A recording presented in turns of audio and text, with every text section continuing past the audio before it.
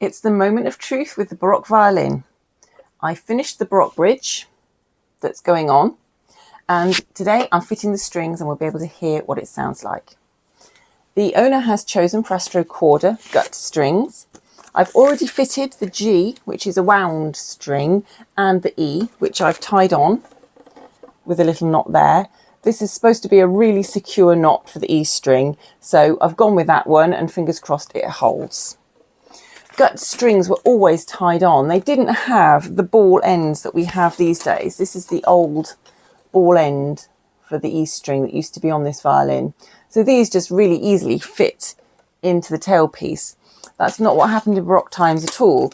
They would have lengths of, it was sheep's gut, never cat gut. They would have lengths of gut like this. And you can see both ends are just plain. There's no knots or anything. So I'm going to tie a knot in the bottom of the A string and the D string, and then I'll fit them.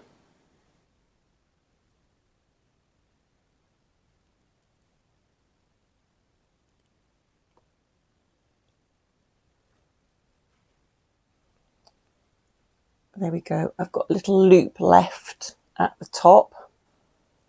Just try and tighten that knot a bit. I don't want the loop to be too big because I'm going to use that in a minute. And then I'm going to put the peg end of the string up through the tailpiece. Might be easier from the other side.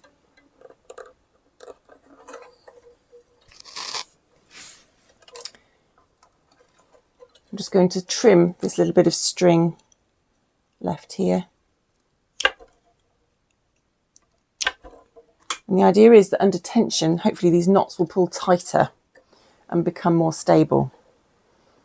Now I've got a little loop here. I'm just going to thread the other bit of the string through and then hopefully make quite a neat job of securing the knot underneath. And now I can just put the string through the A-peg hole as normal and wind on.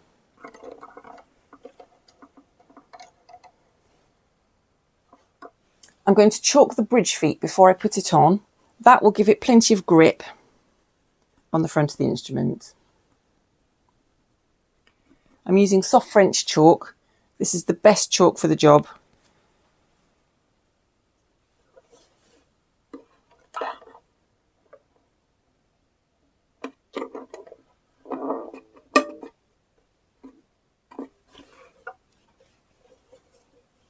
Starting to take shape. That's all 4 strings in place now. I've tied a knot on the E, and there's knots on the D and the A, and the G string came with a knot already tied because it's a wound string. That's very common for the lower string. Baroque strings are not tuned to the same A as a modern orchestra would use. They would always tune to A at 415 Hertz. So I have a trusty tuning fork here, and that's what I'm going to tune this violin to.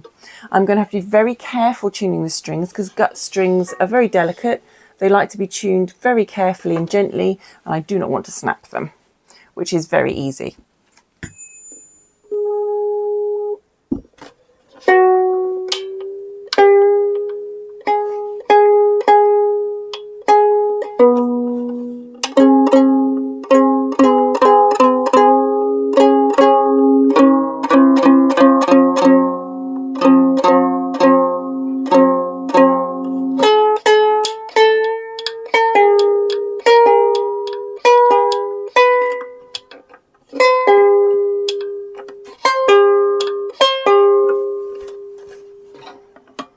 While I'm tuning, I always check the bridge because it can pull forwards, and it has. And just check it stayed in position as well.